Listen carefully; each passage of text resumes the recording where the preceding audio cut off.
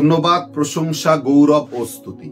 যিনি একমাত্র রাজার রাজা, তাকে ধন্যবাদ জানাই। তিনি বলছেন, মথিলিখিত সুসমাচার অধ্যায় 4 পদ সংখ্যা 8 লেখা রয়েছে, আবার দিয়াবল তাকে অধিক উচ্চ এক পর্বতে নিয়ে গেল ও জগতের সকল রাজ্য ও তার গৌরব তাকে দেখালো।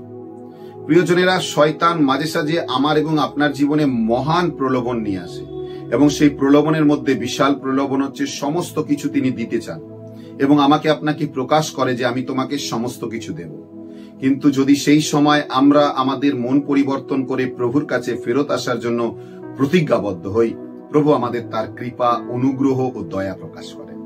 আজকে ঈশ্বর চান যেন আমরা তার উপর বিশ্বাস করি, নির্ভর করি এবং তার বাক্যতে বিশ্বস্ত হই। আসুন তার চরণতলে আমরা ফেরত আসি। আমেন। যুক্ত থাকার জন্য অজস্র ধন্যবাদ। শেয়ার করতে ভুলবেন না। সকলকে জয় যিশু।